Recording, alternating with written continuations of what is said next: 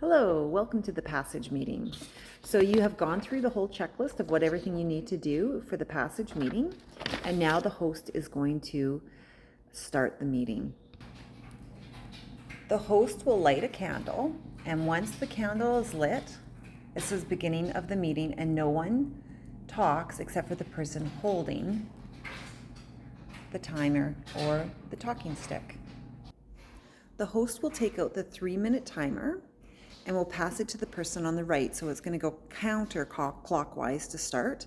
And then you're going to be giving your thoughts on the book. We aren't going to be doing this today, but I have enclosed all of Shalina, Mina, Karen, and Lucy's thoughts on the book all in one form, and you can download that underneath this video. Next, the host will take out the 5-minute timer, and they're going to turn it the other way this time. They're going to go clockwise, so they're going to give it to the person on the left. And the person with the timer, or the talking stick, will talk about the passage that they stuck out for them the most. I'm just going to use the 1-minute timer. So time it, and I'm going to talk about the passage that stuck out for me. And that was, "You don't lag behind because you'll have the speed. You'll pass the whole gang and you'll soon take the lead."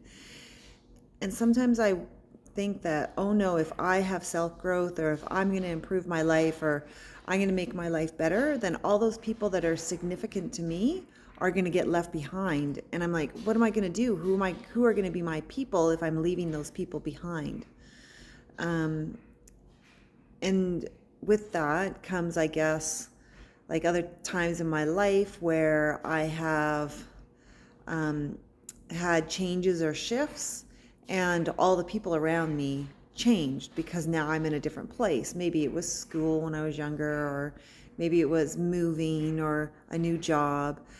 But it's always when you change and improve your life, all those people that you love to have around you aren't there anymore.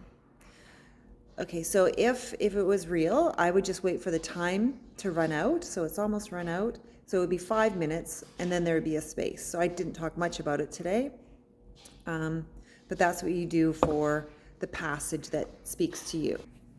Then the host would take a timepiece and spin it, and where it points, that person is going to have 1 minute to reiterate or speak on what the last person just said. And it was me. So what I heard you say, Charlene, was that you moving ahead and you growing, there's this, in your past, you have moved past that after everybody's had a turn of saying the passage that spoke to them and somebody reiterating what they've said so they feel heard. Then the host will take out the 1-minute timer, and we're going to pass it again to the right, so we're going counterclockwise again, and everybody's going to take 1 minute to say what they thought. Now the host will take out the 1-minute timer, and they will pass it the other direction again, and each person has a minute to say an accompanying feeling they were feeling regarding the passage that they shared. So my feeling, I feel really scared of the unknown. If I grow and start going forward, what's going to happen with the surroundings around me, because they're so unknown. So there's this fear of the unknown. And now the host will, with all the passages, the host will choose one passage for everybody to experience for the next month until the next meeting. So the passage that the group chose was, "With your head full of brains and your shoes full of feet, you're too smart to go down any not so good street." So that's the passage that Lucy, Karen, Mina, and Shalina chose when they did it. And they just wrote down the thoughts that they had, or it's just enclosed in the thoughts that they had on the passage that they worked through.